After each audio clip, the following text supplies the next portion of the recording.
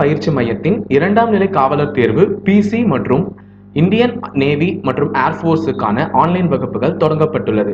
நேரடி பயிற்சி பெற விரும்பும் மாணவர்கள் ஆன்லைன் வகுப்புகள் சேர்ந்து பின்னர் லாக்டவுன் நிறைவடைந்த பிறகு எங்கள் பயிற்சி மையத்தை நேரடியாக அணுகி பயிற்சி பெறலாம். மேலும் விவரங்களுக்கு கீழே கொடுக்கப்பட்டுள்ள தொலைபேசி எண்ணை தொடர்பு கொள்ளவும்.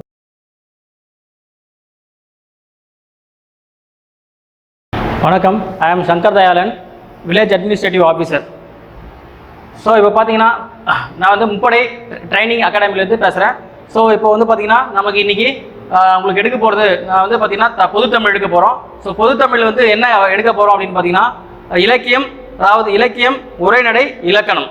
ஸோ இதுதான் வந்து பார்த்தீங்கன்னா நமக்கு டிஎன்யூஎஸ்ஆர்பி 2020. ஸோ இதில் வந்து பார்த்தீங்கன்னா தமிழுக்கு வந்து லாஸ்ட் கிளாஸே நான் சொல்லியிருப்பேன். லாஸ்ட் கிளாஸில் ஒரு 8 தொகை நூல்களை பற்றி, நூல்கள், நூலாசிரியர்களை பற்றி தெளிவான ஒரு விளக்கங்களோட, அதே மாதிரி வந்து தெளிவான எப்படி ஷார்ட்கட்டோட நம்ம எப்படி அந்த நூல்கள், நூலாசிரியர் வந்து ஈஸியாக ஒரு ஷார்ட்கட் மெத்தடில் வந்து நம்ம ஈஸியாக புரிஞ்சுக்கிறது அப்படின்றது தெளிவாக நம்ம பார்த்தோம். இன்றைக்கி நம்ம பார்க்க போகிறது என்ன அப்படின்னு பார்த்தீங்கன்னா பொதுத்தமிழில் வந்து பார்த்தீங்கன்னா பொதுத்தமிழில் 6ஆம் வகுப்பு புதிய புத்தகம். அதாவது நீங்கள் நினச்சிருப்பீங்க எல்லாருக்கும் இருக்கிற சந்தேகம் அப்படின்னா என்னன்னா, இப்போ தமிழ் அப்படின்னா டிஎன்யூஎஸ்ஆர்பியில் உங்களுக்கே தெரியும் கிட்டத்தட்ட வந்து 9 மதிப்பெண்கள் இருக்குது. 9லேருந்து 10 மதிப்பெண்கள் எக்ஸ்பெக்டட் வந்து இந்த கம்மிங் 2020 வந்து பார்த்தீங்கன்னா ஒரு 10 கொஷின் வந்து பார்த்தீங்கன்னா கண்டிப்பாக வந்து தமிழில் கேட்கப்படும் அப்படின்ற மாதிரி நம்ம எக்ஸ்பெக்ட் பண்ணலாம். ஸோ அதில் வந்து பார்த்தீங்கன்னா இலக்கியம் உங்களுக்கு ஆல்ரெடி தெரியும். இலக்கியத்தில் வந்து கண்டிப்பாக வந்து பார்த்தீங்கன்னா ஒரு 5 கொஷின் கிட்டத்தட்ட இலக்கியத்தில் கேட்குறான். உரைநடையில் வந்து ஒரு 2 கொஷின் இல்லை 3 கொஷின் கேட்குறான். அதுக்கப்புறம் கடைசியாக கிராமர் பார்ட்டில் வந்து 2 to 3 கொஷின்ஸ் கேட்கலாம். இதுதான் வந்து எக்ஸ்பெக்டட் கொஷின்ஸு. ஆல்ரெடி வந்து கேட்டது அப்படி தான் இருக்குது. ஸோ இதில் வந்து நம்ம 10 மதிப்பெண்கள், அதாவது கிட்டத்தட்ட வந்து பார்த்தீங்கன்னா 50 மதிப்பெண்கள் வந்து என்ன உங்களுக்கே தெரியும். 50 மதிப்பெண்கள் ப்ளஸ் 30 மதிப்பெண்கள், டோட்டலாக எவ்வளோ 80 மதிப்பெண்கள் வந்து என்னது எழுத்து தேர்வில் டிஎன்யூஎஸ்ஆர்பியில் வருது. அதில் 80 மதிப்பெண்ணில் 50 மதிப்பெண் வந்து பார்த்தீங்கன்னா என்ன வரும், ஜிகே அப்படின்னு சொல்லுவாங்க. ஜிகேனா பொது அறிவு அப்படின்னு சொல்லுவாங்க. இந்த பொது அறிவில் வந்து தமிழ் வரும். 2வது இங்கிலீஷ் வந்து ஒரு 4 to 5 கொஷின்ஸ் கேட்பாங்க. அடுத்து வந்து பார்த்தீங்கன்னா சயின்ஸ் வந்து பார்த்தீங்கன்னா physics, chemistry, botany, zoology. as அடுத்து பார்த்தீங்கன்னா சோஷியல் சயின்ஸ் வந்து பார்த்தீங்கன்னா ஹிஸ்ட்ரி, ஜியாகிரஃபி, எக்கனாமிக்ஸ் இது மாதிரி வரும். டோட்டலாக வந்து ஒரு 50 கொஷின்ஸ் கேட்குறாங்க. அடுத்து 30 கொஷின் வந்து பார்த்தீங்கன்னா சைக்காலஜி, அது உங்களுக்கு தெரியும். மொத்தம் டோட்டலாக வந்து 80 கொஷின்ஸ் வந்து பார்த்தீங்கன்னா உங்களுக்கு தெளிவாக கேட்குறாங்க. 80 கொஷின்ஸ் வந்து என்ன பண்ணுறாங்க, தெளிவாக கேட்குறாங்க.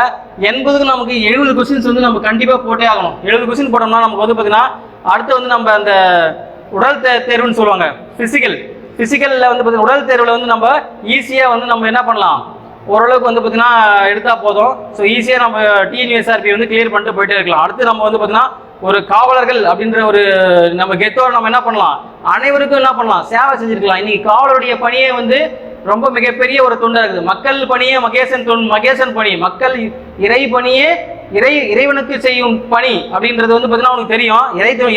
இறை தொண்டுன்றது ரொம்ப எல்லாருக்குமே நல்லா தெரியும். காலையில் எழுந்துட்டு என்ன பண்ணுவோம், இன்னைக்கு சனிக்கிழமையா, காலையில் எழுந்துட்டு என்ன பண்ணுவோம், ஆஞ்சநேயர் கோயிலில் வந்து பார்த்தீங்கன்னா பெருமாளுக்கும் நம்ம வந்து என்ன பண்ணுவோம், கண்டிப்பாக வந்து நம்ம என்ன பண்ணுவோம், காலைல வந்து வணங்கிட்டு வரும்.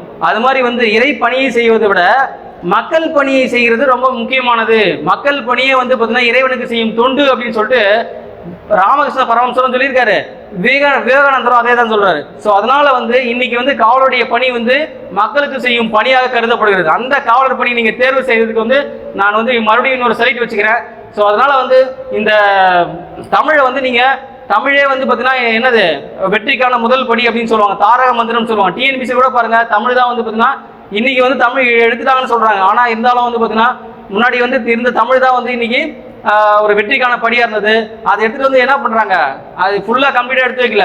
அதை என்ன பண்ணுறாங்க, ஒரு யூனிட் 8 யூனிட் 9 சொல்லிட்டு 2 பார்ட்டாக வச்சாங்க தமிழ் டிஎன்பிசியில். அதே போல தான் வந்து பார்த்தீங்கன்னா டிஎன்யூஎஸ்ஆர்பியில் வந்து தமிழ் வந்து முக்கிய ஒரு பங்காக வைக்கிறது.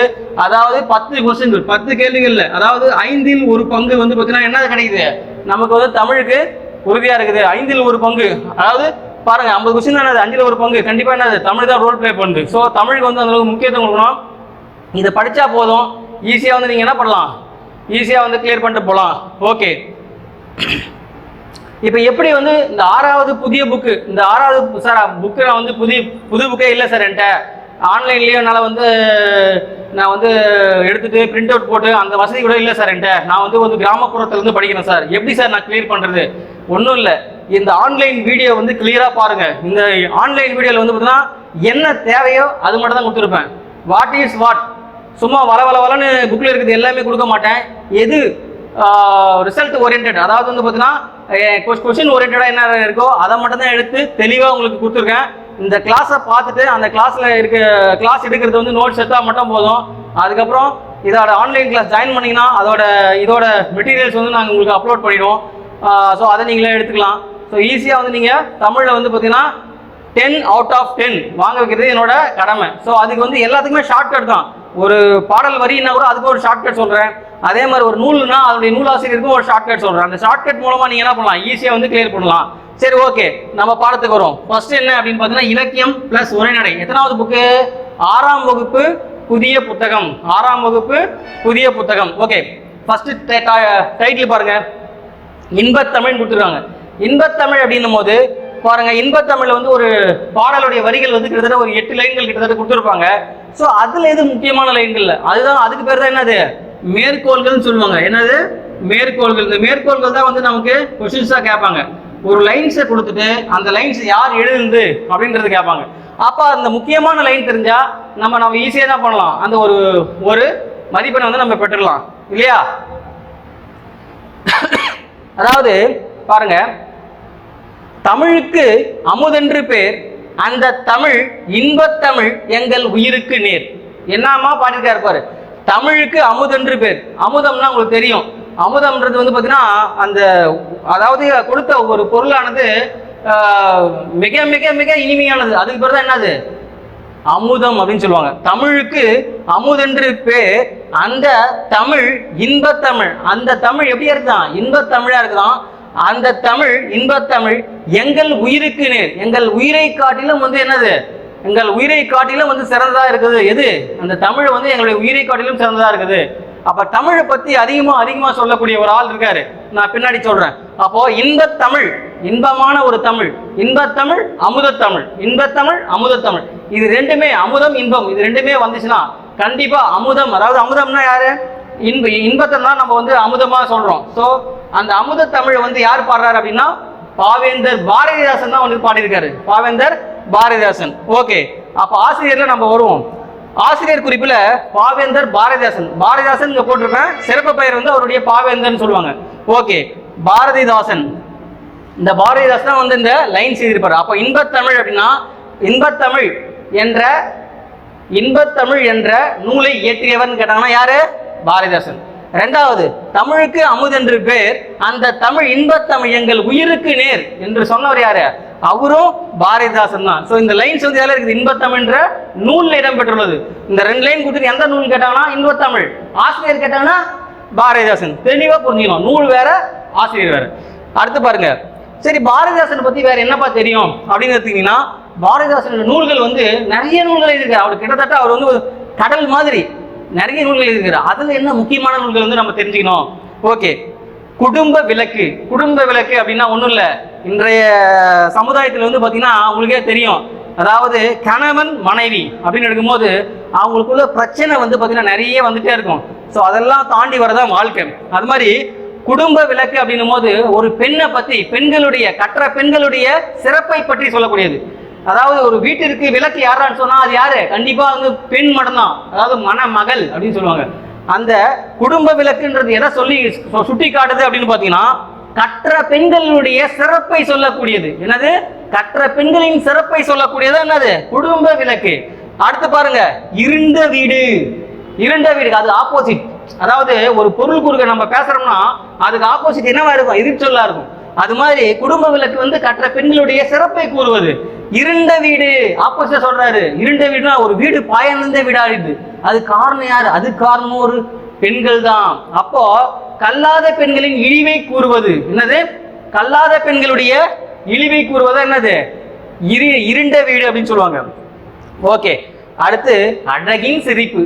அதுனா சார் அழகின் சிரிப்பு, அழகின் சிரிப்பு அப்படின்னா என்னன்னா, அதாவது இயற்கையை வர்ணிக்கிறது. எதை வர்ணிக்குது, பாரதிதாசன் வந்து இயற்கையை வர்ணிச்சிருக்காரு. அதாவது இயற்கை என்னும் போது அழகின் சிரிப்புல வந்து பார்த்தீங்கன்னா விழுதும் வேறும்னு ஒன்று படிச்சிருப்பீங்க. விழுதும் வேறும்னா இந்த விழுது இருக்கு, ஆலமரத்துடைய விழுது இருக்கு, அதனுடைய வேறு இருக்கு, அதை பாம்புக்கு இணையே ஒப்பிட்டுருவாங்க. அது ஒரு பாட்டு, அதாவது ஒரு செய்யுள் அழகா கொடுத்துருப்பாரு யாரு, பாரதிதாசன். அப்போ அழகின் சிரிப்புன்றது என்னது, அழகின் சிரிப்புன்றது இயற்கையை வர்ணிப்பது, இயற்கையை வர்ணிப்பது.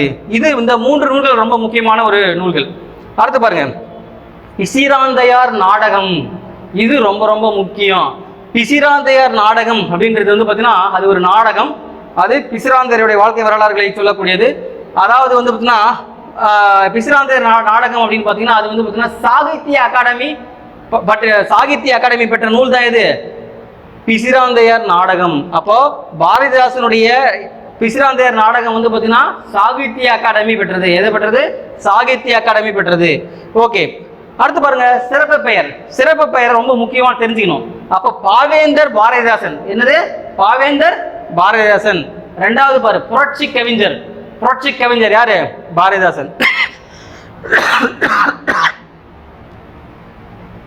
நீங்க சார் எனக்கு வந்து புரட்சி கலைஞர் தெரியும் சார். யாரு புரட்சி கலைஞர்? விஜயகாந்த் அப்படின்னு சொல்லிடுவீங்க. புரட்சி திலகன் சொல்லுவீங்க. யார் புரட்சி திலகம்? புரட்சி திலகன் யாரு? புரட்சி திலகம் அப்படின்னா யாரு? பிரபு சொல்லுவீங்களா இல்லை வந்து சிவாஜி கணேசன் சொல்லுவீங்களா?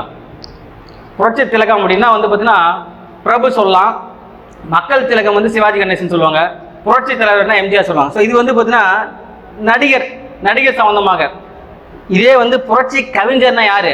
புரட்சி கவிஞர். கவிஞர் படத்திலே புரட்சி கருத்துக்களை பேசக்கூடியது யாருன்னா பாவேந்தர் பாரதிதாசன் சொல்லுவாங்க. பாவேந்தர் பாரதிதாசன்.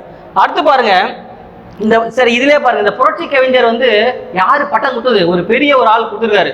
யாரு? எதுக்காக நான் இந்த நடிகர் பேர்லாம் சொன்னேன்னா அவங்க எல்லாம் வந்து அரசியல் இருக்காங்க. ரெண்டாவது வந்து பாத்தீங்கன்னா இந்த புரட்சி கவிஞர் பாரதிதாசன் அப்படின்ற ஒரு பட்டம் கொடுத்தது ஒரு அரசியல் தலைவர் தான். அதனால தான் நான் சொன்னேன். அப்ப அந்த அரசியல் தலைவர் யாரா இருப்பாரு? அண்ணா. புரட்சி கவிஞர்னு சொல்லிட்டு பாவேந்தர் பாரதிதாசன் கொடுத்தது யாரான்னா அண்ணா தான். அறிஞர் அண்ணா தான் வந்து அந்த பட்டத்தை கொடுத்துருக்காரு. அதுக்கப்புறம் வந்து ரசூல் கம்சதேவ், முக்கியமான ஆள், படிச்சுக்கணும் நீங்க. தமிழ்நாட்டின் ரசூல் கம்சதேவ் அப்படின்னு அழைக்கப்படுபவர் அப்படின்னா பாவேந்தர் பாரதிதாசன்.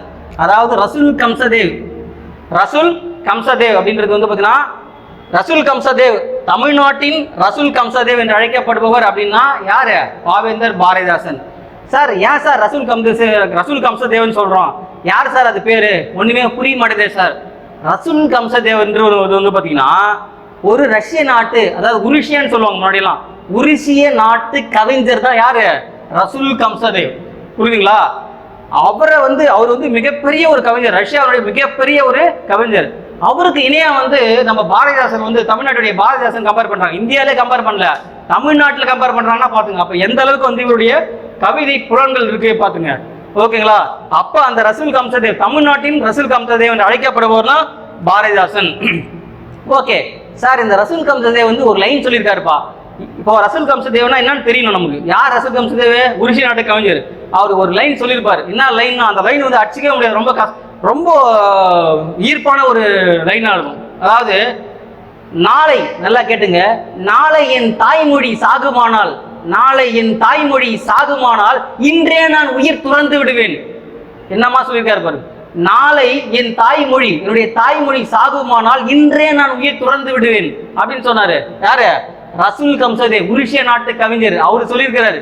அப்ப எந்த அளவுக்கு அவருடைய கவிதை புலன்கள் இருக்கும். அதுக்கு இணையா யார் இருக்காரு? நம்ம பாரதிதாசன் இருக்காரு, பாவேந்தர் பாரதிதாசன் இருக்காரு. அதனால வந்து புரட்சி கவிஞர். ஏன் சார் ஃபர்ஸ்ட் கிளாஸ் இவ்வளவு புரட்சியா பேசுறீங்க அப்படின்னு நினைக்கலாம். யார் இப்போ நம்ம நடத்திட்டு இருக்கதே வந்து பார்த்தீங்கன்னா என்ன படிச்சுட்டு இருக்கோம்? புரட்சி கவிஞரை பத்தி பார்த்துட்டு இருக்கோம். அப்போ அவரை பத்தி பார்க்கும் போது புரட்சியான கருத்துக்களை நம்ம பேசினாதான் மட்டும் என்ன பண்ண முடியும். உங்களுக்கும் வந்து பார்த்தீங்கன்னா ஒரு வீறு கொண்டு எழுந்த வேங்கை போல நீங்க வெற்றியிலே நீங்க என்ன பண்ணுவீங்க? இன்னைக்கு முதல் கனியை வந்து வெற்றிக்கான முதல் கனியை நீங்க பறிப்பீங்க, அதனால படிப்பீங்க அப்படின்றது நான் சொல்ல வரேன். சரி, ஓகே. அடுத்து பார்த்தீங்கன்னா இலக்கியத்திலே வந்து 6ஆம் வகுப்புல தமிழ் கும்மி அப்படின்ற ஒரு செய்யுள் இருக்கு. தமிழ் கும்மி அப்படின்ற ஒரு செய்யுள் இருக்கு. முன்னாடி வந்து இன்பத்தமிழ் அப்படின்ற ஒரு செய்யுளை பார்த்தோம். இன்பத்தமிழ்ல வந்து பார்த்தீங்கன்னா யாரு ஆசிரியர்? பாரதிதாசன் சொன்னேன். ஓகே, இதுல பாருங்க தமிழ் கும்மி. தமிழ் கும்மி அப்படின்னா நம்ம ஆல்ரெடி வந்து பார்த்தீங்கன்னா இந்த கும்மி அடி வந்து நமக்கே தெரியும். கும்மி அடி வந்து நம்ம பாட்டும் படிச்சிருப்போம். அதே மாதிரி தான் இங்கே தமிழ் கும்மியை பற்றி அழகா சொல்லிக்கிறாரு. அதாவது என்ன லைன்ஸ் பார்த்தீங்கன்னா, கொட்டுங்காடி கொட்டுங்காடி கும்மி கொட்டுங்காடி இளங்கோதையரே கும்மி கொட்டுங்காடி. நல்லா நான் போச்சுங்க. கொட்டுங்காடி கும்மி கொட்டுங்காடி, கொட்டுங்காடி கும்மி கொட்டுங்காடி இளங்கோதையரே கும்மி கொட்டுங்காடி. கோதையர் அப்படின்னா யாரு? கோதையர். சரி, நார்மலா வந்து கோதை அப்படின்னா யாரு? ஆண்டாள்னு சொல்லுவோம். கோதைக்கு இன்னொரு பேர் வந்து ஆண்டாள். அதாவது ஆண்டாள்னா யாரு? இறைவனை வந்து, அதாவது இறைவன்னா விஷ்ணுவை, அங்க வந்து ஆழ்வார்கள்ல ஒரு ஆழ்வார், பெண் ஆழ்வார் தான் வந்து ஆண்டாள்னு சொல்லுவாங்க. அந்த அம்மா தான் வந்து பார்த்தீங்கன்னா இறைவனை வந்து மனமாற காதலித்து இறைவனையே வேண்டும்னு சொல்லிட்டு பாடினவர் யாரு? ஆண்டாள் அப்படின்னு சொல்லுவாங்க, கோதைன்னு சொல்லுவாங்க. சூடி கொடுத்த சுடர்கொடி அப்படின்னு சொல்லுவாங்க. ஸோ இங்கே கோதை அப்படின்றது யாரு? கோதைன்றது பெண்கள், வேற ஒன்றும் இல்லை. ஓகே, பெண்கள் தான் வந்து பார்த்தீங்கன்னா என்ன பண்ணுவாங்க? கும்மி கொட்டுவாங்க அப்படின்னு சொல்றாங்க. ஓகே, யாரு? தமிழ் கும்மி அப்படின்றது வந்து பார்த்தீங்கன்னா இந்த லைன் சொல்றாரு. யார் சொல்றாரு? பெருஞ்சித்திரனார். யாரு? பெருஞ்சித்திரனார். இவருக்கு என்ன அடைமொழி, சிறப்பு பெயர்? பாவலர் ஏறு. என்ன ஏறு? பாவலர் ஏறு அப்படின்னு சொல்லுவாங்க. பாவலேறு பெருஞ்சித்திரனார் அப்படின்னு சொல்லுவாங்க. யாரு? பாவலேறு பெருஞ்சித்திரனார். இவருடைய இயற்பெயர் பாருங்க, மாணிக்கம். இயற்பெயர் என்னது? மாணிக்கம் அப்படின்னு நான் போச்சுங்க. இவருடைய நூல்கள் பாருங்க, கனிச்சாறு, கனிச்சாறு, கொய்யா கனி. இதுல ரெண்டுத்துலயுமே கனி வரும். இதுலயும் கனி வரும், இதுலயும் கனி வரும். அப்ப கனின்னு வந்தாவே என்னது? கண்டிப்பா வந்து பாவலர் பெருஞ்சித்திரனார் எழுதக்கூடியதா நூல்களா தான் இருக்கும். பாவிய கொத்து. கொத்து அப்படின்னு நான் போச்சுங்க.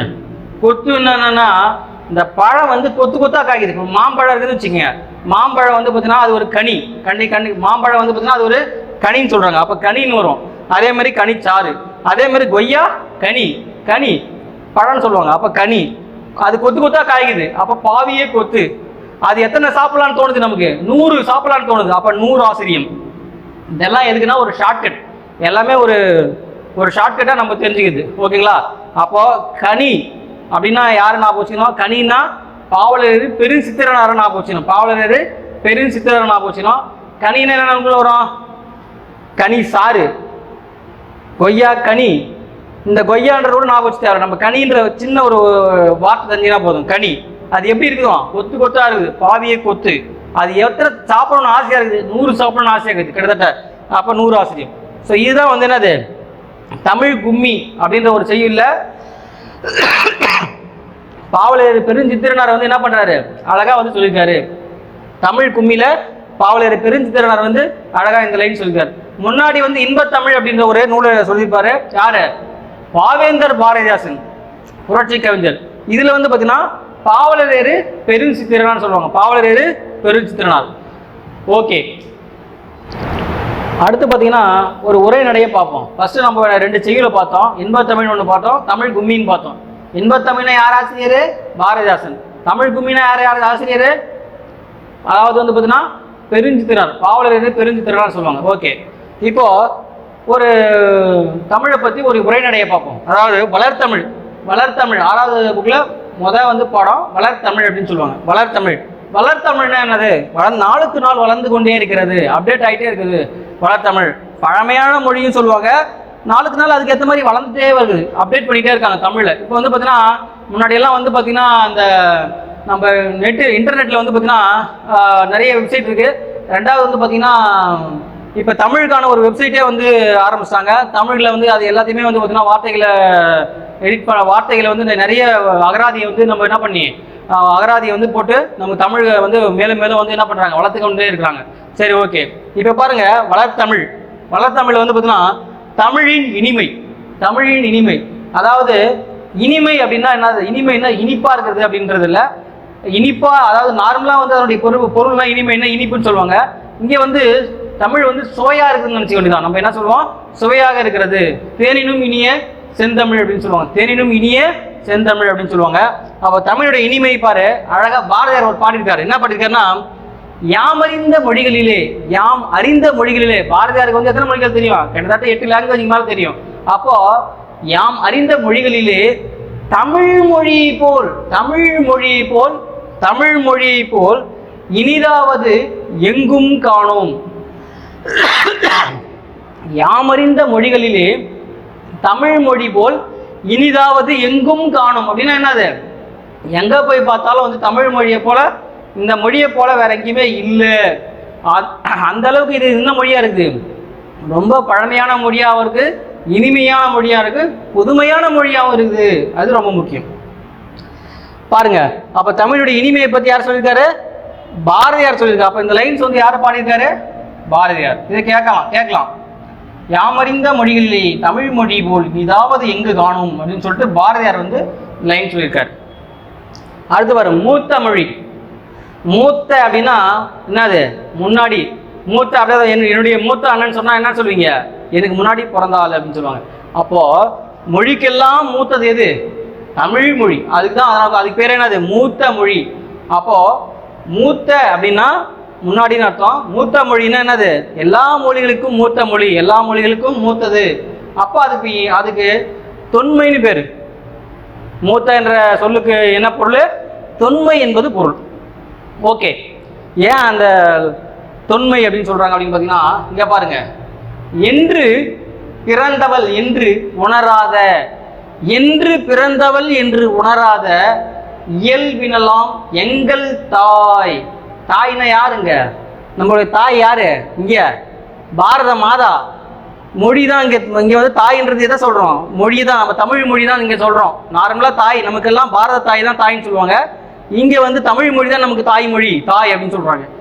என்று பிறந்தவள் என்று உணராத இயல்பினலாம் எங்கள் தாய். என்னைக்கு பிறந்தாலே தெரியல, என்னுடைய தாய் வந்து என்னைக்கு பிறந்தானே தெரியல.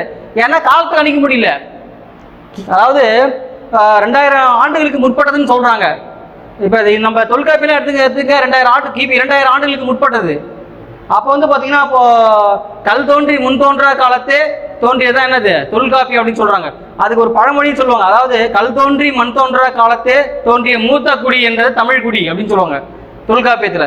அப்போ அதுக்கு முன்னாடி ஆதிகால மனிதனுக்கு முன்னாடியே வந்து தோன்றியது எது? இந்த தமிழ் மொழி. அதனால்தான் இதுக்கு வந்து பேர் என்னது? மூத்த மொழி. அப்ப மூத்த மொழினா என்று பிறந்தவள் என்று உணராத இயல்பினலாம் எங்கள் தாய். அப்ப மூத்த மொழின்னு சொல்லலாம், இனிமையான மொழின்னு சொல்லலாம். இனிமையான மொழிக்கு இன்னொன்று கூட சொல்லலாம், செந்தமிழ் நாடு எனும் போதினிலே இன்ப தேன் வந்து பாயுது காதினிலே அப்படின்னு சொல்லிட்டு அழகா அதே பாரதியார் தான் பாடியிருப்பாரு. அப்ப இனிமை அப்படின்னா தமிழுக்கு இனிமைன்னு சொல்லுவாங்க, தமிழுக்கு மூத்த மொழின்னு சொல்லுவாங்க. ஸோ இந்த லைன் பண்ணது யாரு? பாரதியார் சொல்றாங்க. இது வந்து மூத்த மொழி வந்து என்று பிறந்தவள் என்று உணராத இயல்பினலாம் எங்கள் தாயின்னு சொல்லிட்டு மூத்த மொழி சொல்றாங்க. ஓகேங்களா? ஓகே. அடுத்து பார்த்தீங்கன்னா, தமிழை பற்றி வந்து வளர்த்தமிழில் ஃபஸ்ட்டு வந்து மூத்த மொழி எளிய இன்பத்தமிழ் மொழி, மூத்த மொழி அப்படின்னு சொல்லியிருப்போம். அடுத்து வந்து பார்த்தீங்கன்னா 3வது எளிய மொழி அப்படின்னு சொல்லுவோம். எளிய மொழி. தமிழை வந்து எளிமையான மொழி. தமிழை வந்து யார் வேணால் கற்றுக்கலாம். ஒரு மலையாளம் படித்தவங்க வந்து கூட, மலையாள இனத்தவர்கள் கூட வந்து பார்த்தீங்கன்னா கேரளாவிலேருந்து வாழ்பவர்கள் தான் மலையாளம்னு சொல்லுவாங்க. ஸோ அந்த மலையாளிகள் கூட என்ன பண்ணுவாங்க? தமிழை வந்து ஈஸியாக கற்றுக்குவாங்க. அதே மாதிரி வந்து பார்த்தீங்கன்னா ஒரு தெலுங்குல இருக்கிறவங்களும் வந்து ஹிந்தியில் இருக்கிறவங்க வந்து பார்த்தீங்கன்னா தமிழை வந்து என்ன பண்ணுவாங்க? ஈஸியாக கற்றுவாங்க. காரணம் வந்து எளிய மொழி. ஈஸியாக வந்து என்ன பண்ண முடியும்? புரிஞ்சிக்கக்கூடிய தன்மை வந்து சுலபமாக இருக்கும். அதனால தான் அதுக்கு பேர் என்னது? எளிய மொழி அப்படின்னு சொல்கிறாங்க. அதுக்கு பேரே வந்து எளிய மொழின்னு சொல்கிறாங்க. சரி, ஓகே. இந்த எளிய மொழி அப்படின்றது வந்து பார்த்தீங்கன்னா, இங்கே பாருங்க, எளிய மொழி அப்படின்னும் போது, அதாவது நம்ம மொழியை வந்து பார்த்தீங்கன்னா ஒரு உயிரெழுத்து மெய்யெழுத்து இது ரெண்டும் சேர்ந்து தான் நமக்கு என்னது? உயிர்மெய் எழுத்து அப்படின்னு சொல்கிறாங்க. ஒரு உயிரெழுத்து மெய்யெழுத்து இரண்டும் சேர்ந்து தான் என்னது? உயிர்மெய் எழுத்து அப்படின்னு சொல்கிறாங்க. இங்கே பாரு, இது வந்து இக்குன்றது மெய் எழுத்து, ஆன்றது என்னது? உயிரெழுத்து. இக்கு பிளஸ் ஆ என்னது? கா. அப்போ வந்து இது என்னது? உயிர்மெய் எழுத்து. அப்போ வந்து பார்த்தீங்கன்னா இது வந்து என்ன மொழியா இருக்கு? இது வந்து எளிய மொழியா நமக்கு தென்படுது. அப்போ இதுல வந்து உயிரெழுத்துக்கள் மெய்யெழுத்துக்கள் சேர்ந்ததான் உயிர்மெய் எழுத்து. இது வந்து எளிமையா நமக்கு உச்சரிக்கக்கூடியதா இருக்குது. அதனால இது வந்து எளிமையான ஒரு மொழியே அப்படின்னு சொல்றோம் தமிழ்.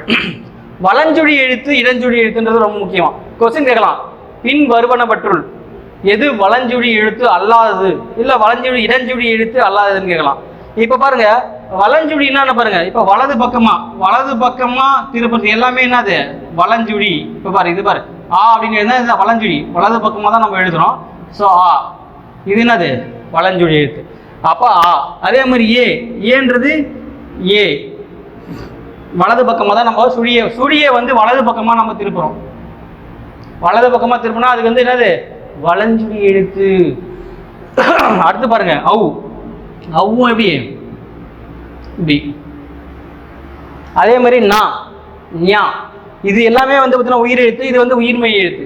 சரி, ஓகே. இடஞ்சுழி எழுத்து அப்படின்னா பாருங்க, டா இடது பக்கமா ஸ்டார்ட் பண்றோம், யா, ழா, இது எல்லாமே வந்து நான் இடது பக்கமா ஸ்டார்ட் பண்றோம். அப்போ வலஞ்சுழி எழுத்துக்கள் இடஞ்சுழி எழுத்துக்கள். இடது பக்கமா ஸ்டார்ட் பண்ணா இடஞ்சுழி எழுத்துக்கள், வலது பக்கமா ஸ்டார்ட் பண்ணா வலஞ்சுழி எழுத்துக்கள். ஸோ இதை வந்து கேட்கலாம் கொஸ்டின்ஸாக வந்து பார்த்தீங்கன்னா சிம்பிளாக டிஎன்யூஎஸ்ஆர்பியில் போலீஸில் வந்து நமக்கு வந்து ஈஸியாக கேட்கக்கூடியதெல்லாம் இது மாதிரி தான் ஈஸியாக கேட்பாங்க. வலஞ்சுழி எழுத்துல எது வலஞ்சுழி எழுத்து, எது இடஞ்சுழி எழுத்துன்னு கேட்பாங்க. நல்லா ஞாபகம் வச்சுக்கணும். ஓகே, அதுக்கப்புறம் பாருங்க, இந்த எந்த சொல்லு தமிழ், அதாவது இங்கே பாருங்க, சொல்லு, நூல், மேற்கோள், எந்தெந்த சொல்லு எந்தெந்த நூல் இடம்பெற்றுள்ளது அப்படின்றது கொஸ்டின் நிறைய கேட்பாங்க. பாருங்க, தமிழ்ன்ற சொல், தமிழ் அப்படின்ற ஒரு சொல் வந்து எந்த நூலில் இடம்பெற்றுள்ளது அப்படின்னு பார்த்தீங்கன்னா தொல்காப்பியத்தில் இடம்பெற்றுள்ளது. ரொம்ப முக்கியமானது. தமிழ் என்ற சொல் வந்து எந்த நூல் இடம்பெற்றுள்ளது? தொல்காப்பியம் அப்படின்ற நூல் இடம்பெற்றுள்ளது. ஈஸியாக கேட்பாங்க. பின் வருவனவற்றுள் தமிழ் என்ற சொல் எந்த நூலில் இடம்பெற்றுள்ளது?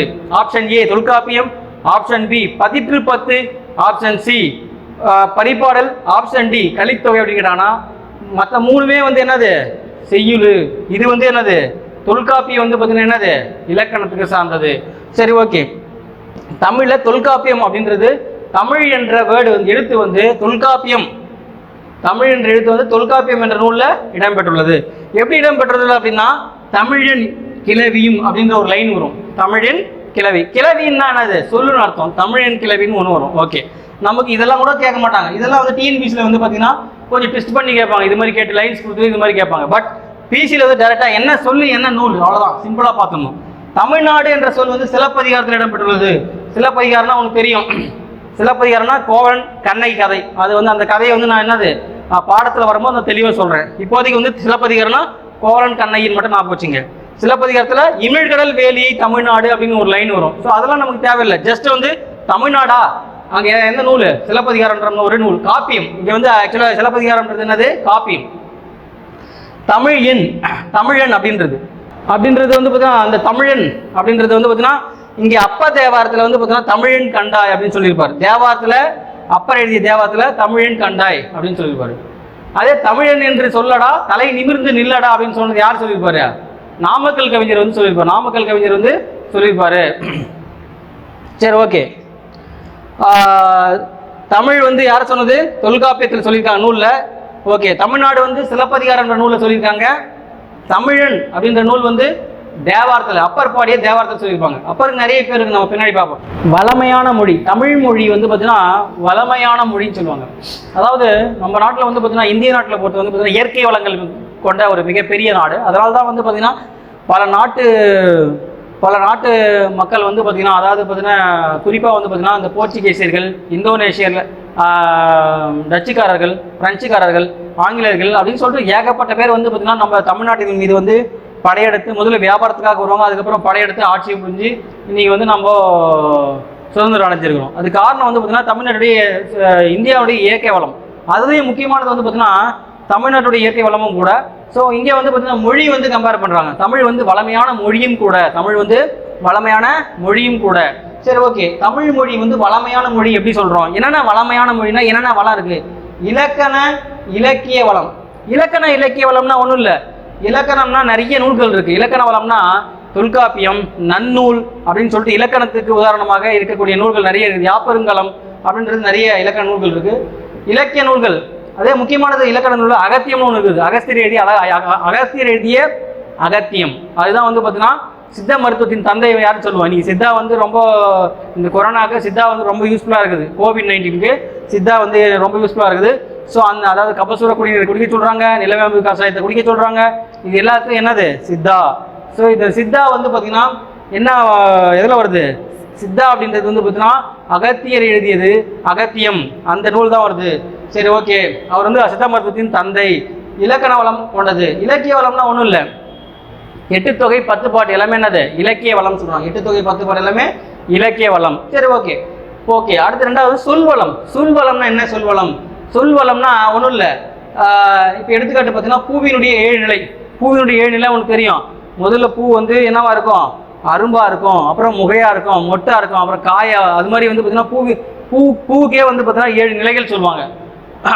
அதாவது சொல்வளம். ஓகே. அடுத்து வந்து பார்த்தீங்கன்னா ஒரு சொல் பல பொருள். ஒரு சொல் பல பொருள்லாம் உங்களுக்கு தெரியும். மா அப்படின்றது ஒரே ஒரு சொல் தான், ஆனால் அதுக்கு எத்தனை மீனிங் இருக்குது? பல்வேறு பொருள் இருக்கு. மானா பெரியன்னு சொல்றான், மானா மரம் சொல்றான், மாமரம் அப்படின்னு சொல்லுவோம் இல்லையா? மாமரம் அப்படின்னா உங்களுக்கு தெரியாது, ஒரு மரம். அப்போ மாமரம். மானா மரம். மானா விலங்கு. மானா என்னது? விலங்கு. மா அப்படின்றோம். மான்னா என்னது? மாடை. அந்த மா அப்படின்னு சொல்றது வந்து என்னது? மாடை தான் குறிக்குது. அப்போ மாடுன்றது என்னது? விலங்கு. ஓகே, அடுத்து பாருங்க திருமகள். மான்னா திருமகள் சொல்லுவாங்க. என்ன திருமகள்? உங்களுக்கு தெரியும் 3 பேர். நம்ம இறைவன் அப்படின்னு சொன்னா 3 பேர்: படைத்தல், காத்தல், அழித்தல். இந்த 3 தொழிலை செய்பவர்கள். முதல்ல வந்து படைத்தல் வந்து பிரம்மா, காத்தல் வந்து விஷ்ணு, அழித்தல் வந்து சிவன். ஸோ அதுக்கு இணையானவர்கள் யார்? அவருடைய மனைவி தான் அவங்களுக்கு இணையானவர்கள். இப்போ பிரம்மாவுடைய மனைவி யாரு? கலைவாணி சரஸ்வதி. ஓகே, அப்போ கலைமகள் நல்லா ஞாபகம் வச்சுங்க. கலைமகள் சொல்லுவாங்க. கலைமகள் அப்படின்னா சரஸ்வதி, கலைவாணி சரஸ்வதின்னு சொல்லுவாங்க. திருமகள், திரு என்றால் அழகு, திருமகள் அப்படின்னு சொன்னா யார் சொல்லுவீங்க? செல்வத்திற்கு உதாரணம் யாரு? லக்ஷ்மி, விஷ்ணுவுடைய மனைவி. அடுத்து வந்து பார்த்தீங்கன்னா மலைமகள். மலையிலே வீழ்ச்சி கொண்டிருப்பவள், மலையிலே வந்து பார்த்தீங்கன்னா குடிக்கொண்டிருப்பவள் யாரு? சிவனுடைய மனைவி யாரு? பார்வதி, சக்தி. அவள் தான் வந்து மலைமகள் சொல்லுவாங்க. ஸோ இதில் வந்து பார்த்தீங்கன்னா இது 3 முக்கியமான. கலைமகள்லாம் யாருன்னு இருக்கலாம், திருமகள்லாம் யாருங்க, மலைமகள்லாம் யாருன்னு இருக்கலாம். இங்கே திருமகள்ன்றது யார்? அப்போ திருமகள் அப்படின்றது யாரு? லக்ஷ்மி தான் வந்து திருமகள் சொல்லுவாங்க. லக்ஷ்மி தான் வந்து பார்த்தீங்கன்னா திருமகள் சொல்லுவாங்க. அதே மாதிரி சிலப்பதிகாரத்தில் கூட மாப்பாவி அப்படின்னு சொல்லுவாங்க. மாப்பாவியோர் கூடின்ற நகரத்தில் வந்து மன்னா போகாதீர் அப்படின்னு சொல்லிட்டு நம்ம அந்த கோவலனை பார்த்து கண்ணகி வந்து வருத்தப்பட்டு சொல்லுவாங்க. அப்போ வந்து பார்த்தீங்கன்னா அந்த இடத்துல அது மாதிரி சொல்லியிருப்பாங்க. சரி, ஓகே, நம்ம அது பாடத்தில் வரும்போது சிலப்பதிகாரத்தில் வரும்போது தெளிவாக நான் சொல்கிறேன். ஓகே, திருமகள் அப்படின்றது யாரு? நமக்கு லக்ஷ்மி. ரைட்டு. அடுத்து பார்த்தீங்கன்னா வளரும் மொழி. தமிழ் வந்து வளர்ந்த மொழி, வளர்ந்து கொண்டு இருக்கின்ற மொழி அப்படின்னு சொல்றாங்க. வளர்ந்த மொழி அப்படின்னா வளர்ந்து கொண்டே இருக்கிறது. முத்தமிழ் அப்படின்னு சொல்லுவாங்க. முத்தமிழ்னா என்னது? இயற்றமிழ், இசைத்தமிழ், நாடகத்தமிழ்.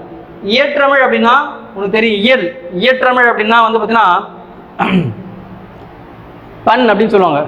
இயற்றமிழ்னா என்னது? பண் அப்படின்னு சொல்லுவாங்க. பண்ணுனா வந்து இசை, பண்ணுனா வந்து பாட்டுன்னு சொல்லுவாங்க. இசைத்தமிழ் அப்படின்னா பாட்டோட கொஞ்சம் இசையோட ராகமும் சேரது, இசையோட சேரது வந்து இசைத்தமிழ். நாடகத்தமிழ் அப்படின்றதுனா என்னது? கூத்து, நடிக்கிறது. பாட்டு ப்ளஸ் வந்து பார்த்தீங்கன்னா இசை ப்ளஸ் என்னது அடுத்தது நாடகம். ஸோ அது சேர்ந்தது தான் வந்து நாடகத்தமிழ். ஓகே, இதுதான் வந்து பார்த்தீங்கன்னா வளரும் மொழின்னு சொல்லுவாங்க. அப்போ வளமையான மொழி இருக்குது, வளரும் மொழியாக இருக்குது. ரைட்டு. சரி, அதுக்கடுத்து பாருங்க சொல் அப்படின்னா இங்கே பாருங்க சொல். எந்தெந்த சொல் வந்து எந்தெந்த நூலில் இடம்பெற்றிருக்குன்னு நான் முக்கியமானது சொல்கிறேன். இது நிறைய புக்கில் இருக்குது, அதில் கட் ஷார்ட் பண்ணி ரொம்ப முக்கியமான சொல்லியிருக்கேன். ஓகே, வேளாண்மை அப்படின்ற ஒரு சொல் வந்து எந்த நூல் இடம்பெற்றுள்ளது? கலித்தொகை அப்படின்ற நூல் இடம்பெற்றது. எந்த நூல் இடம்பெற்றுள்ளது? கலித்தொகை. கலித்தொகைன்னு என்ன சார்? கலித்தொகை அப்படின்னா 8 தொகை நூல்களில் ஒன்று தான் என்னது? கலித்தொகை. 8 தொகை நூல்களில் இருக்கக்கூடிய ஒன்று தான் வந்து பார்த்தீங்கன்னா கலித்தொகை. ரைட்டு. வேளாண்மை என்ற சொல் வந்து கலித்தொகை என்ற நூலில் இடம்பெற்றுள்ளது. ரெண்டாவது பாருங்க, இங்கே பாருங்க பிளாக்கெட்ல ஏறு தழுவுதல்னு போட்டிருப்பேன். இப்போ வந்து ஒரு போராட்டம் நடந்துச்சு பார்த்தீங்களா? ஜல்லிக்கட்டு, தமிழனின் வீர விளையாட்டு, தமிழனுடைய வீர விளையாட்டு ஜல்லிக்கட்டு. அந்த ஜல்லிக்கட்டுன்றது வந்து பார்த்தீங்கன்னா நமக்கு வந்து பார்த்தீங்கன்னா அந்த மாடுகளை வந்து நம்ம துன்புறுத்துறோம், மாடுகள் எல்லாம் வந்து பார்த்தீங்கன்னா துன்புறுத்துறோம் அப்படின்னு சொல்லிட்டு ஒரு கேஸ் போட்டாங்க நம்ம மேலே, தமிழர்கள் மேலே ஒரு கேஸ் போட்டு அது வந்து பார்த்தீங்கன்னா ஒரு இயக்கம் வந்து அது கேஸ் போட்டுது. ஸோ அதாவது வந்து பார்த்தீங்கன்னா அந்த இயக்கம் கேஸ் போட்டு அதுக்கப்புறம் நம்ம அந்த ஜல்லிக்கட்டுன்றது நம்ம போராட்டம் நடத்தணும். அதுக்கப்புறம் வந்து பார்த்தீங்கன்னா நாம் என்ன சொன்னோம் நாங்கள் வந்து மாடுகளை துன்புறுத்துறது கிடையாது, மாடுகளை கட்டி தழுவி விளையாட்டும் ஒரு வீர விளையாட்டு, ஆண்மகனின் தமிழரின் வீர விளையாட்டு அப்படின்னு சொன்னாங்க. எது? ஜல்லிக்கட்டு.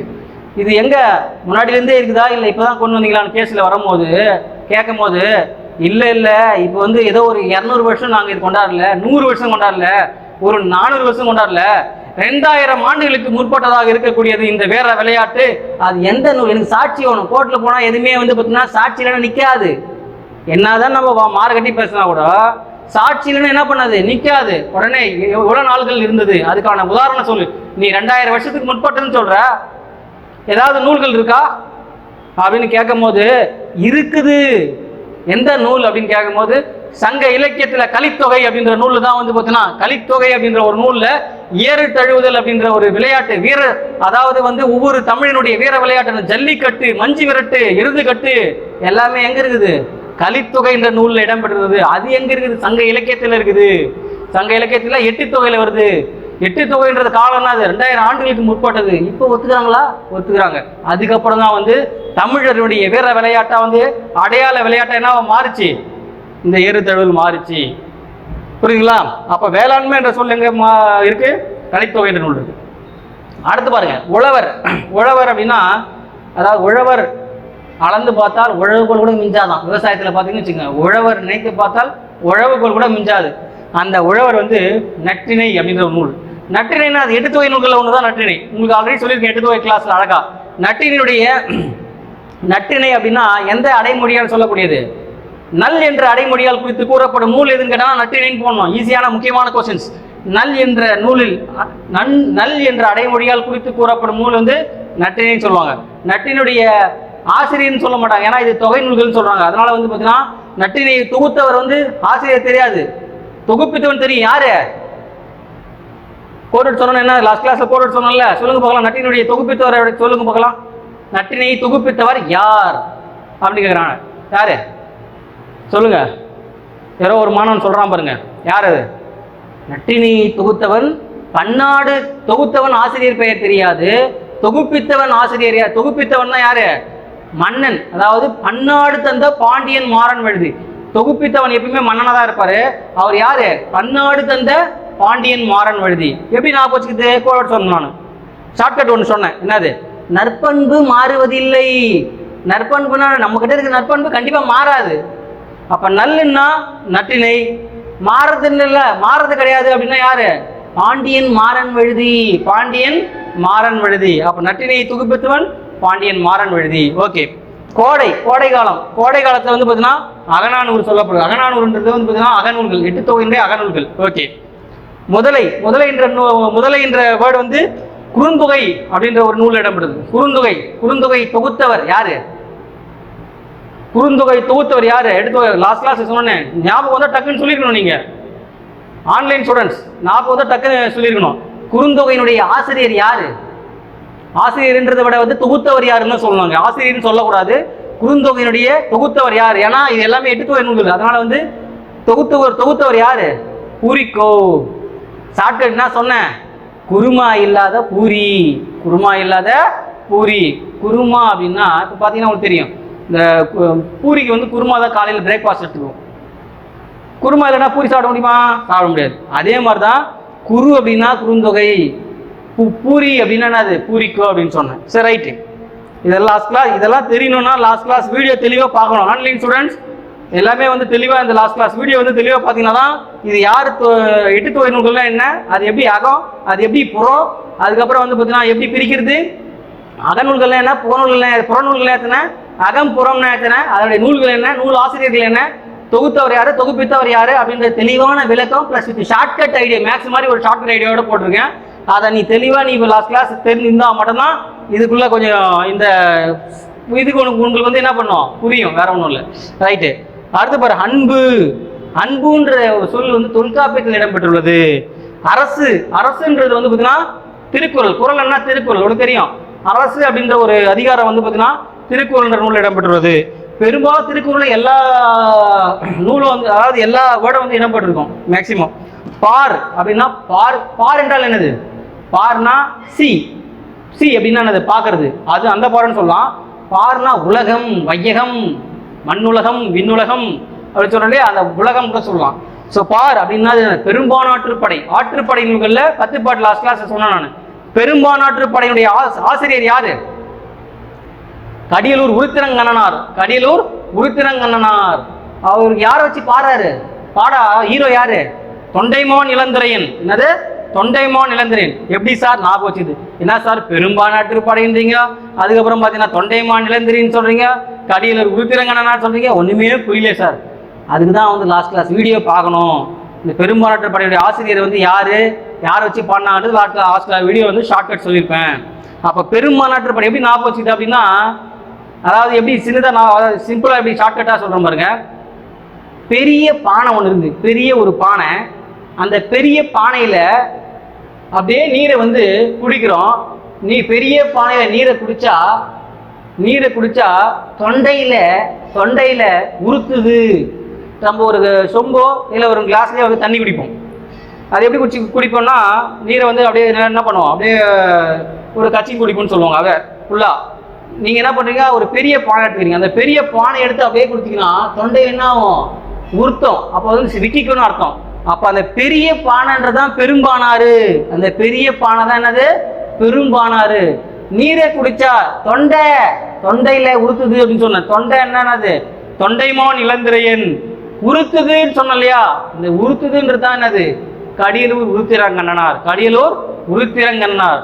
இந்த தெளிவான விளக்கம் வேணும்னா முன்னாடி வீடியோ கண்டிப்பாக பார்த்தே ஆகணும். 10 பாட்டு நூல்களுடைய வீடியோவும் 8 தொகை நூல்களுடைய வீடியோவும் பார்த்துருங்க தெளிவாக. சரி, ஓகே. அடுத்து பார்த்தீங்கன்னா உரைநடைக்கு அடுத்தது வந்து பார்த்தீங்கன்னா கனவு பழித்தது அப்படின்ற ஒரு டாபிக். கனவு பழித்தது அப்படின்ற ஒரு டாப்பிக்கில் நமக்கு வந்து சில செய்திகள்லாம் கொடுத்துருக்காங்க. அந்த செய்திகளை வந்து நம்ம பார்த்துக்கலாம். ரொம்ப முக்கியமான செய்திகளாக இருக்குது, அதனால் நம்ம அதை பார்த்துருவோம். ஓகே, கனவு பழித்தது. இதில் பார்த்தீங்கன்னா உங்களுக்கு தெளிவாக சொல்லியிருப்பேன். என்ன சொல்லியிருப்பேன் அப்படின்னா, அதாவது என்ன சொல்லியிருப்பாங்க அப்படின்னா, கனவு பழித்ததில் கடல் நீர் ஆவியாகி, கடல் நீர் வந்து ஆவியாகுது. கடல் நீர் வந்து நார்மலாக வந்து என்ன பண்ணுது, கடல் நீர் வந்து ஆவியாகி அது என்ன ஆகுதுன்னா மேகமாக மாறுது. கிளவுடாக வந்து அங்கங்கே போகுது. கடல் நீர் வந்து ஆவியாகுது, அது மேகமாக அப்படியே கிளவுடாக மாறுது. அந்த மேகம் வந்து பார்த்தீங்கன்னா மேகம் வந்து குளிர்ந்து மழையாக வந்து பொழியுது, பூமியில் வந்து பொழியுது. கடல் நீர் ஆவியாது, மேகமாகுது. மேகம் குளிர்ந்து மறுபடியும் என்ன ஆகுது, மழையாக வந்து பொழியுது அப்படின்னு சொல்லிட்டு சொல்கிறாங்க. இது வந்து ஒரு சயின்ஸ். இது வந்து என்னது, ஒரு அறிவியல் சம்பந்தமானது. இந்த அறிவியல் சம்பந்தமான ஒரு செய்தி வந்து சங்க இலக்கியங்களில் தமிழ்லேயே சொல்லப்பட்டிருக்குது. இது வந்து ஒரு சயின்ஸு. இந்த சயின்ஸை வந்து என்ன பண்ணுறாங்க, தமிழ்லேயே வந்து அழகாக என்ன சொல்லியிருக்காங்க, முல்லைப்பாட்டுன்ற நூல். முல்லைப்பாட்டு அப்படின்றது என்னது, முல்லைப்பாட்டு, மதுரை காஞ்சி, நெடுநல் வாடை எல்லாமே என்னது, 10 பாட்டு நூல். முல்லைப்பாட்டுன்றது 10 பாட்டு நூல். அவருடைய ஆசிரியர் யார், முல்லைப்பாட்டு, முல்லைப்பூ நற்பு நற்பூதனார். கோளோட வந்து நற்பூதனார். ஸோ ஆசிரியர் வந்து நற்பூதனார். திருக்குறள்லையும் சொல்லப்பட்டிருக்குது, பரிபாடலையும் சொல்லப்பட்டிருக்குது. கார் 40. கார் என்றால் என்னது, இந்த வேர்டு பாருங்க, கார் 40ல கார் 40னா 18 கீழ்கணக்கு நூல்கள்ல ஒன்று. 18 கீழ்கணக்கு நூல்கள்னா மொத்தம் 18 நூல்கள் இருக்கு. அந்த 18 நூல்களை வந்து யார் நூலாசிரியர்னு சொல்லிட்டு நான் இன்னும் கொடுக்கல. 8 தொகை 10 பாட்டு கொடுத்துட்டேன். 18 கீழ்கணக்கு நூல்கள் இன்னும் ஷார்ட்கட் சொல்றேன் நான். இப்போ கார் 40 நூலுடைய ஆசிரியர் யாரு அப்படின்னு பார்த்தீங்கன்னா கண்ணன் கூத்தனார். யாரு, கார் 40 ஆசிரியர் யாரு, கண்ணன் கூத்தனார். கார் என்றால் மேகம். கார்னா இந்த கார் இல்லை, கார்னா மேகம். அப்போ இங்கே வந்து பார்த்தீங்கன்னா ரிலேட் பண்ணலாம். கடல் நீர் ஆவியாகி மேகமாவது, மேகம் குளிர்ந்து மழையாக பொழியுது. அப்போ கார் என்றால் மேகம். அப்போ மேகத்து சம்பந்தமாக சொல்லக்கூடிய நூல் வந்து என்னது, கார் 40. அப்போ கார் 40 ஆசிரியர் யாரு, கண்ணன் கூத்தனார். இது எப்படி சார் ஞாபகம் வச்சிருது, கார் 40? கார்காலம் அப்படின்னா ஆவணி மாதம், புரட்டாசி மாதம். ஆவணி புரட்டாசி, அதாவது அடுத்த மாதம், அதுக்கு அடுத்த மாதம் ஆவணி புரட்டாசி. ஆவணி மாதம் அப்படின்னாவே கிருஷ்ணருடைய பிறந்த நாள் அப்படின்னு சொல்லுவாங்க. ஸோ ஆவணி அப்படின் போது கிருஷ்ணர் ஞாபகம் வச்சுங்க. அப்போ கார்காலம் அப்படின்னா என்னன்னா, கார்காலம்னா ஆவணி புரட்டாசின்னு தெரியும் உங்களுக்கு. கார்காலம் அப்படின்னாவே 2 மாதம். அப்போ கார்காலத்தில் கண்ணன் கூத்தடிக்கிறாரு ஞாபகம் வச்சுங்க. கார்காலத்தில் கண்ணன் வந்து ராதையோட விளையாடிட்டு இருக்காரு, கண்ணன் வந்து கூத்தடிச்சிட்டு இருக்காரு ஞாபகம் வச்சுங்க. அப்போ கார் அப்படின்னா என்னது, கண்ணன் கூத்தனார். கார் காலத்துல யார் கூத்தடிச்சிருக்காரு, கண்ணன் கூத்தடிச்சிருக்காரு. அப்போ ஆசிரியர் யாரு, கண்ணன் கூத்தனார். கார் 40 ஆசிரியர் கண்ணன் கூத்தனார். ஈஸியா ஞாபகம் வச்சுக்கலாம். இது மாதிரி நிறைய ஷார்ட்கட் இருக்கு, 18 கீழ்கணக்கு நூல்கள். அது தெளிவான ஒரு வீடியோ நான் போடுறேன் உங்களுக்கு தெளிவா. ஓகே, ஃபர்ஸ்ட் கான்செப்ட் முடிஞ்சு. அடுத்து 2வது கான்செப்ட் பாருங்க. ஆழ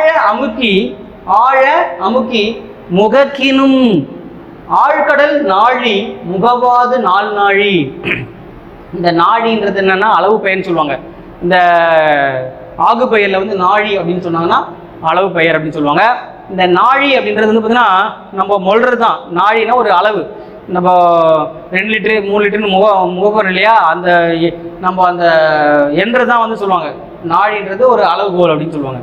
சரி, ஓகே.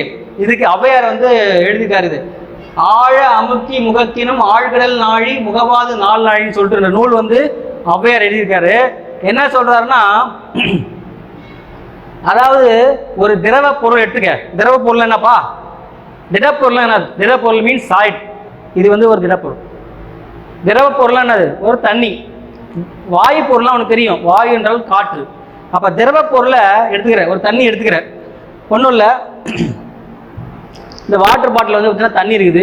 இந்த தண்ணி நார்மலாக அந்த தண்ணி வந்து நம்ம இப்போ இது வந்து திடப்பொருள், மேலே இருக்கிறது சாலிட், அதை விட்டுருங்க. உள்ள இருக்கிற தண்ணி கண்டென்ட் பாருங்க. இந்த நீரை வந்து பார்த்தீங்கன்னா திரவ பொருள். அந்த திரவ பொருளை நல்லா அமுக்கி பாருங்க, நல்லா அமுக்கி பாருங்க. எவ்வளோதான் நீங்கள் வந்து தண்ணியை நீங்கள் அமுகினாலும் அதனுடைய அளவு மாறுமா மாறாதா? இதுதான் கான்செப்ட். திரவ பொருளுடைய அளவை வந்து, அதாவது திரவ பொருளை வந்து நீங்கள் எவ்வளோதான் அழுத்தினாலும் அதனுடைய அளவு வந்து என்ன போகிறதில்ல, மாற போகிறதில்ல, குறைய போகிறதில்ல.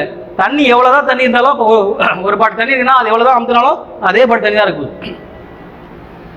இது வந்து என்னது, என்ன கான்செப்ட்? அறிவியல் ரீதியான ஒரு கான்செப்ட். திரவ பொருளை எவ்வளவுதான் அழுத்தினாலும் அதனுடைய பொருளுடைய அளவு, திரவ பொருளுடைய அளவு வந்து குறைய போகுதுன்னு சொல்லிட்டு அறிவியல் ரீதியான ஒரு கான்செப்ட். அந்த கான்செப்ட் கண்டுபிடிச்சா எப்ப? சமீபத்தில், அதாவது சமீபத்தில் இப்ப இல்ல, சயின்ஸ்ல வந்து கொஞ்ச காலத்துக்கு முன்னாடி கண்டுபிடிச்சிருக்காங்க. ஆனா 2000 வருஷத்துக்கு முன்னாடியே கிபி 2ஆம் நூற்றாண்டிலே வந்து என்ன சொல்லியிருக்காங்கன்னா, கிபி 2ஆம் நூற்றாண்டிலே ஔவையார் அழகா சொல்லியிருக்காரு, ஆழ அமுக்கி முகக்கினும் ஆழ்கடல் நாழி முகவாது நாள் நாழின்றாரு. இந்த சயின்ஸ் கான்செப்டை அப்பவே கிபி 2ஆம் நூற்றாண்டிலே ஔவையார் வந்து அழகா என்ன சொல்லியிருக்காரு, அந்த லைன்ஸ்ல அழகா தெளிவா சொல்லியிருக்காரு. நீ என்னதான் வந்து நீ அந்த திரவ பொருள் அழுத்தினாலும் என்ன பண்ண முடியாது, அவருடைய பொருளுடைய அளவு வந்து மாறாதுன்னு சொல்லிட்டு ஔவையார் சொல்லியிருக்காரு. அப்போ இதெல்லாம் வந்து சயின்ஸ் கான்செப்ட் தான். பட் என்னவா மாறுது? சயின்ஸ் கான்செப்ட் தான் என்னவா இருந்திருக்குது, தமிழா இருந்தது. தமிழ் தான் இன்னைக்கு வந்து சயின்ஸா மாறிக்குது. அதுக்கு பேரு தான் கனவு பழித்தது. தமிழ் தான் கண்டுபிடிச்ச தமிழ் வந்து இன்னைக்கு சயின்ஸா வந்து மாறிடுது. அதுக்கு பேர் தான் கனவு பழித்தது. அதனால தான் அப்துல் கலாம் அடிக்கடிக்கு என்ன சொல்றாரு அப்படின்னா, கனவு காணுங்கள், கனவு காணுங்கள். ஆல்ரெடி நம்மளால திருவள்ளுவர், ஐயன் வள்ளுவன் இருக்காரு பார்த்தீங்களா, எனது முதல் கடவுள் அப்படின்னு சொன்னீங்கன்னா அவர் ஐயன் வள்ளுவன் தான் நான் சொல்லுவேன். ஏன்னா 1330 திருக்குறள்ல கிட்டத்தட்ட 133 அதிகாரத்துல அவர் சொல்லப்படாத கருத்துக்களே கிடையாது. சயின்ஸ், காமம், காதல், அன்பு, ஒழுக்கம், வீரம், கொடை எல்லாத்தையும், அரசு முதல் கொண்டு எல்லாத்தையுமே என்ன சொல்லியிருக்காரு, அழகா சொல்லியிருக்காரு. அறிவியல் உள்பட இன்னைக்கு அவர் சொன்னதான் இன்னைக்கு என்ன பண்ணிருக்காங்க, அறிவியல்ல அப்படியே வந்து என்ன பண்ணிருக்காங்க, இம்ப்ளிமெண்ட் பண்ணிருக்காங்க. அதனாலதான் அதுக்கு பேரு கனவு பழித்தது. சரி, ஓகே, அடுத்து 3வது விஷயத்தை பார்ப்போம். 3வது விஷயம் என்ன பாருங்க, அதாவது போர்க்களம்னா உனக்கு தெரியும். போர்க்களம் அப்படின்னாவே, போர்க்களத்துல ஒரு விஷயத்தை நடக்குது அப்படின்னா, ஒரு மன்னன் வந்து ஒரு மன்னன் இன்னொரு மன்னன் கூட சண்டை போடுறான் அப்படின்னாவே அது என்ன நூலா இருக்கும், அகநூலா இருக்குமா, புறநூலா இருக்குமா? கண்டிப்பா புறநூலா தான் இருக்கும். ஏன்னா பண்டைய மன்னுடைய வீரம், ஒழுக்கம், கொடை எல்லாத்தையுமே எல்லாம் சொல்றது புறநூலை தான் சொல்லுவாங்க, புறநூல் தான் சொல்லுவாங்க. ரைட்டு. அப்போ போர்க்களத்துல எப்பயுமே வந்து நம்ம போரிடுறோம் அப்படின்னா, நல்லா ஞாபகம் வச்சுங்க, போர்க்களத்தில் நம்ம போரிடுறோம் அப்படின்னா முதுல் வந்து குத்துவானா இல்லை வந்து இதயத்துல மார்ல வந்து தொலைப்பானா, இதுன்னு தெரிஞ்சாகணும். முதுல குத்துவாங்களா, மார்ல குத்துவாங்களா? மார்ல வந்து பாய்ச்சுவாங்களா? மார்ல தான் வந்து எப்பவுமே என்ன பண்ணோம், சண்டை போடணும். அதாவது நேருக்கு நேராக தான் சண்டை போடணும். மார்ல தான் நீ வந்து என்ன பண்ணணும், அதாவது அவனை என்ன பண்ணோம், குத்தணும். 2வது வில்லம் எடுத்து என்ன பண்ணோம், விட்டா மார்பில் தான் வரணும். அதாவது முதுகுல குத்துனான்னு வச்சுங்க, அது வந்து பார்த்தீங்கன்னா வீரனுக்கு அழகு அல்ல, அது கண்டிப்பாக தோல்வி தான். அவன் அப்படியே வந்து இறந்தாலும் அவனுக்கு வந்து என்னது, அவனுக்கும் தோல்வி தான், விட்டவனுக்கும் தோல்வி தான். ஓகேங்களா? அதனால தான் வந்து பார்த்தீங்கன்னா வீரன் எப்பயுமே வந்து பார்த்தீங்கன்னா நெஞ்சு நிமித்தி காமிப்பாங்க. ஓகேங்களா? அப்போ ஒரு போர்க்களத்தில் ஒரு மன்னன் விழுந்து கிடக்கிறான். அந்த விழுந்து கிடக்கும் போது மார்பிலே வந்து ஒரு புண் வந்து, ஒரு புறப்புன்னு சொல்லுவாங்க, அகப்புண் புறப்புண் 2 இருக்குது. புறப்புண்ணா வெளியே பட்ட தெரிகின்ற ஒரு காயம், அதுதான் வந்து புறப்புன்னு சொல்லுவாங்க. அந்த போர்க்களத்தில் அந்த புறப்புண் வந்து என்னது, மார்பில் வந்து படுது. பட்டவொடனே என்ன ஆகும்னா அதை சரி செய்கிறாங்க. அந்த காலத்தில் வந்து மகாபாரதத்தில் உங்களுக்கு தெரியும், யாராவது ஏதாவது ஒரு, இப்போ பஞ்ச பாண்டவர்களும் தெரியும், அர்ஜுனன், பீமன், நகுலன், சகாதேவன், தருமர், இந்த 5 பேர் இருக்காங்க. இதுல யாராவது ஒரு ஆளுக்கு வந்து சப்போஸ் தருமனுக்கே வந்து ஒரு காயம் ஏற்பட்டுச்சுன்னா அதை சரி செய்யறதுக்கு ஒரு ஆள் இருக்காரு. யாரான்னா அந்த 2 பேர் இருக்காங்க, அஸ்வினி குமாரர்கள் சொல்லிட்டு நகுலன் சகாதேவன் சொல்லுவாங்க. இந்த நகுலன் தான் வந்து என்ன பண்ணுவாருன்னா இந்த புண்கள் எங்கெங்கெல்லாம் காயம் பட்டுக்குதோ அங்கெல்லாம் போயிட்டு அவர் மந்திரம் சொன்னா போதும், அந்த காயமே என்ன ஆகும், கம்ப்ளீட்டா எரேஸ் ஆயிடும், ஃபுல்லா கம்ப்ளீட்டா நார்மல் ஆயிடும், நார்மல் கொண்டு வந்துடும். ஆனா இதெல்லாம் வந்து எங்க நடக்குது, காவியத்துல மகாபாரதத்தில் நடந்துச்சு. அதே மாதிரி ஒரு மன்னனுக்கு வந்து போர்க்காலத்துல புறப்புண் ஏற்பட்டிருக்குது. அந்த மார்பை வந்து வெண்ணிற ஊசியால தைக்கிறாங்க, வெண்ணிற ஊசியால தைக்கிறாங்க அப்படின்னு சொல்றாங்க. அந்த நூல் வந்து எதில் இருக்குது, 18 இருக்கிறாங்க. இப்போ மார்பில் ஏதோ ஒன்று, மார்பில் வந்து ஏதோ நம்ம பைக் ஓட்டிகிட்டே போகிறோம், மார்பில் வந்து பட்டுறது விழுந்துடுறோம், ஏதோ ஒரு சில சின்ன காயம் ஏற்படுது. என்ன பண்ணுறோம், பெரிய காயமோ சின்ன காயமோ ஏற்படுது, நேராக போகிறோம், மருத்துவமனைக்கு போகிறோம், மருத்துவமனைக்கு போயிட்டு என்ன பண்ணுறாங்க, ஆப்ரேஷன் பண்ணுறாங்க. ஆப்ரேஷன் பண்ணிட்டு அதுக்கப்புறம் என்ன பண்ணுறாங்க, ஊசியால் வந்து என்ன பண்ணி தையல் போடுறாங்க. இது வந்து எங்க இப்போ நடக்கிறது. முன்னாடியே இதனுடைய விஷயத்தை ஊசியால, ஒரு வெந்நீர் வீசியால என்ன பண்ணுறாங்க, தைக்கிறாங்க. எதில் 10 போடுறாங்க, நான் போச்சுங்க, தச்சிட்டு 10 போடுறாங்க அப்படின்னு நான் போச்சுங்க. வெந்நீர ஊசியால தச்சிட்டு நல்லா 10 போடுறாங்க. அதுக்கு தான் வந்து 18 பேரு. அப்ப 18 நூல்லே வந்து பார்த்தீங்கன்னா ஊசியை பத்தி, இந்த ஹாஸ்பிட்டலை பத்தி, ஊசி அந்த ஆப்ரேஷன் பத்தி எல்லாம் சொல்லியிருக்காங்க 18 நூல்ல. இப்பதான் நம்ம ஆளுங்க வந்து ஹாஸ்பிட்டல்ல எல்லாத்துக்கும் பண்றாங்க, ஆனா 18 நூல்லே சொல்லியிருக்காங்க. அதனாலதான் அதுக்கு பேரு கனவு பலித்தது. புரியுதா? எல்லாமே வந்து இப்ப இருக்கிற நடக்கிற செய்தி எல்லாமே நம்ம சங்கத்தமிழ் நூல்கள்ல வந்து அழகா தெளிவா ஊனி சொல்லியிருக்காங்க. ஓகே, அடுத்து பாருங்க, சுறா மீன். கடல்ல சுறா மீன் இருக்கும். நம்ம சுறா படம் பார்த்துருப்போம் விஜய்ல, அப்படியே அவர் வந்து கடல் குச்சி அப்படியே எழுந்து வருவார், சுறா மீன் மாதிரி வருவார். இதெல்லாம் நீங்க பார்த்துருப்பீங்க. அதே போல சுறா மீன் வந்து தாக்கிய புண்ணை நரம்பினால் தைத்த செய்தி. சுறா மீன் தாக்கிய புண்ணை நரம்பினால் தைத்த செய்தி எதில் சொல்லிட்டு இருப்பாங்க, நற்றினைன்ற நூல்ல சொல்லியிருப்பாங்க. இதே மாதிரி தான் முன்னாடி இருந்த கதை மாதிரி தான். சுறா மீன் தாக்குனா அதை வந்து தைத்த நரம்பினால், நரம்பினால வந்து என்ன பண்றாங்க, தைத்த செய்தி. இப்போ நம்ம போறோம் நியூராலஜி டிபார்ட்மெண்ட்டுக்கு போறோம், நியூராலஜி டிபார்ட்மெண்ட் என்ன பண்றாங்க, ஃபுல்லா கம்ப்ளீட்டா என்ன பண்றாங்க, நரம்பு தான் கம்ப்ளீட்டா. நியூராலஜினாவே நரம்பு சம்பந்தமானது தான். அதாவது நரம்பு மண்டலத்தினுடைய அழகு என்னன்னு சொல்லுவாங்க, நியூரான்னு சொல்லுவாங்க. நரம்புல தான் வந்து எல்லாத்தையும் செக் பண்ணி என்ன பண்ணுவாங்க, அதை நரம்பு ஊசி போடுவாங்கன்னு சொல்லுவாங்க. அதே மாதிரி தான் நரம்பு ஊசி ஆல்ரெடி ஏற்கனவே போட்டிருக்காங்க. அதை பத்தி சொல்லக்கூடிய, இந்த நரம்பு ஊசி சம்பந்தமா சொல்லக்கூடியது எது, நற்றிணை. நரம்பு ஊசினா நற்றிணை. வெறுமனே ஊசி போட்டு, வெறுமனே வந்து ஒரு என்ன சொல்றது, ஒரு ஊசியால தைக்கிறது 18 ஊசி போட்டு, அதாவது ஊசியால தைக்கிறது, தையல் போறது 18. நரம்பு ஊசி போறது என்னது, நற்றிணை. நரம்பு ஊசி நற்றிணை. எப்படி ஷார்ட்கட் ஞாபகம் வச்சுக்கிறீங்க, நரம்பு ஊசி நான் நற்றிணை, நான் நரம்பு நான் நற்றிணை. ஊசியால தச்சு, மார்ல ஊசியால தச்சு 10 போறது 18. ஈஸியா ஞாபகம் வச்சுக்கலாம், மாறவே மாறாது. அடுத்து பாருங்க, மூணாவது ஒரு சயின்ஸ் கான்செப்ட். திணையளவு போதா சிறுபுல் நீர் நீண்ட பனையளவு காட்டும் படித்தால் அப்படின்னு சொல்லிட்டு திருவள்ளுவ மாலையில கபிலர் வந்து அழகா, திணையளவு போதா சிறுபுல் நீர் நீண்ட பனையளவு காட்டும் படித்தால், திருவள்ளுவ மாலையில கபிலர் அழகா சொல்லியிருக்காரு.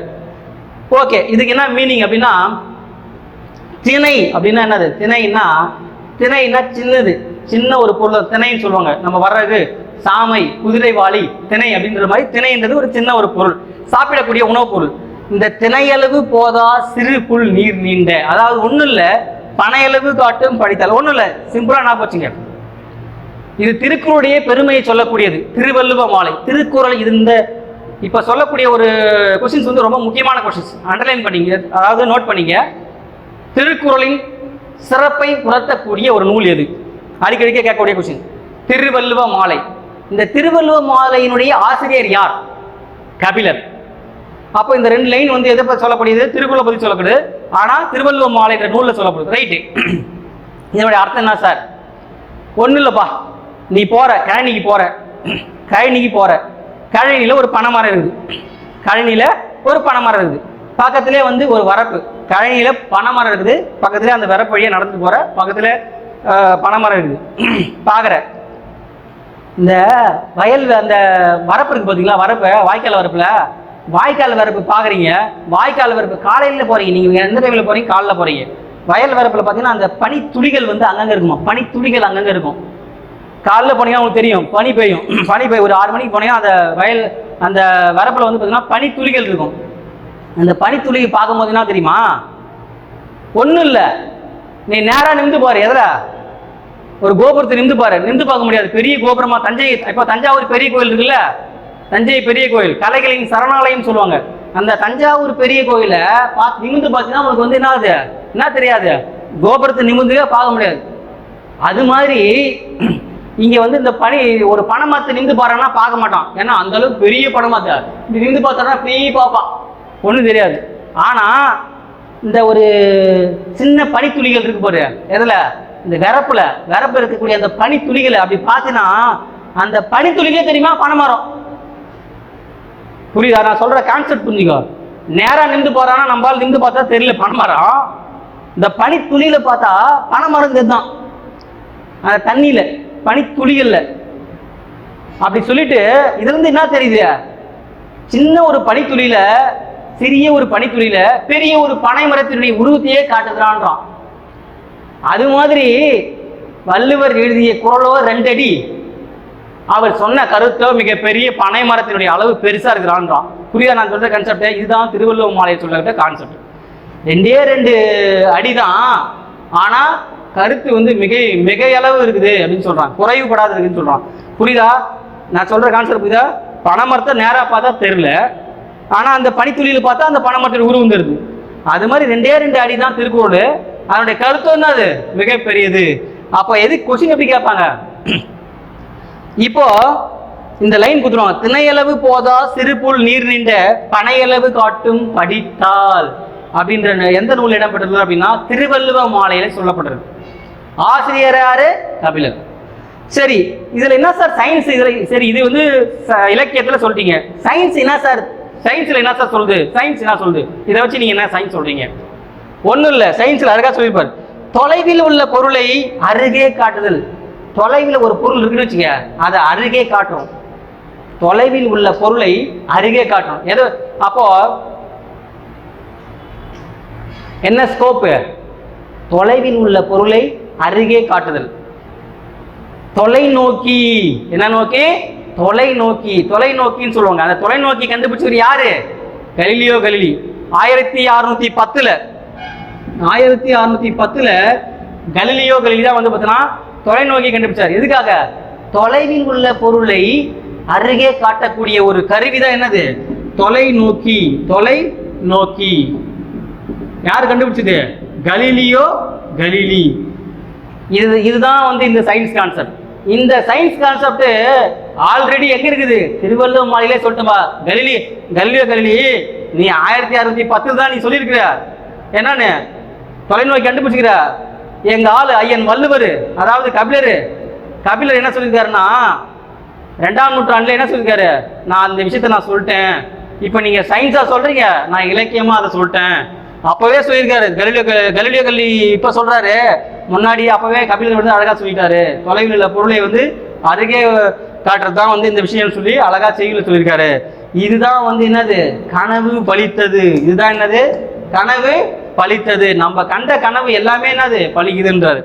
அப்புறம் 4வது பார், லாஸ்டா ஐம்பூதங்கள். ஐம்பூதங்கள் என்ன சொல்றீங்க? சொல்லுங்க பார்க்கலாம். ஆன்லைன் ஸ்டூடெண்ட்ஸ் டைப் பண்ணுங்க, ஐம்பூதங்கள் டைப் பண்ணுங்க டக்கு டக்குன்னு. ஐம்பூதங்கள் அப்படின்னா நிலம், நீர், காற்று, காற்று என்றால் வாயு, விசும்பு, விசும்பு என்றால் வானம். அடுத்து வந்து என்ன லாஸ்டா? வளி, நிலம், நீர், காற்று, விசும்பு என்றால் வானம், தீ, தீ என்றால் நெருப்பு. இது எல்லாமே வந்து 5. இந்த 5 பூதங்கள் சொல்லுவாங்க, இந்த பஞ்சபூதங்கள் சொல்லுவாங்க.